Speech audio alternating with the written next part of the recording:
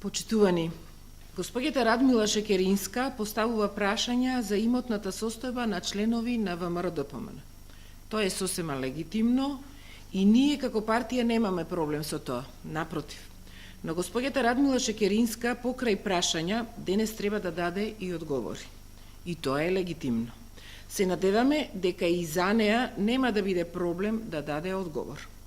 Во имотниот лист на Радмила Шекеринска сите можеме да видиме дека таа и нејзиниот сопруг имаат недвижен имот кој навистина е огромен.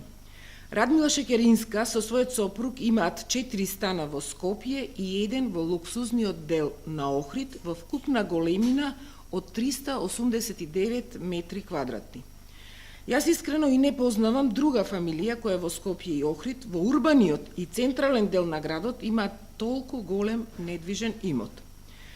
Ако имаме во предвид дека тој имот има висока вредност, просечно по 1300 евра за метар квадратен, тогаш доаѓаме до факт дека само становите на семејството Шекеринска вредат најмалку 505.700 евра.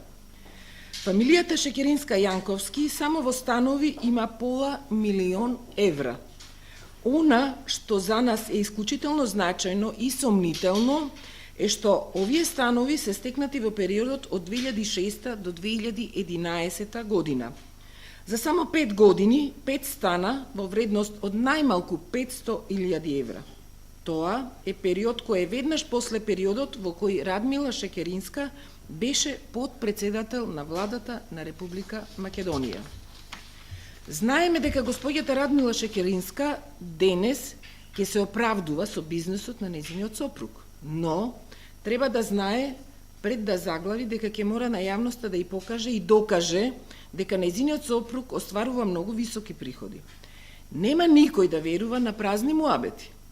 Треба да видиме дали е возможно бизнисмен како сопругот на госпоѓа Шекеринска може да заработи толку многу пари или неговиот бизнис е само покритие за нешто друго. Само еден од овие станови е со површина од 178 метри квадратни, вреден скоро 200.000 евра. Тоа е онолку колку на 4 семејства им е потребно.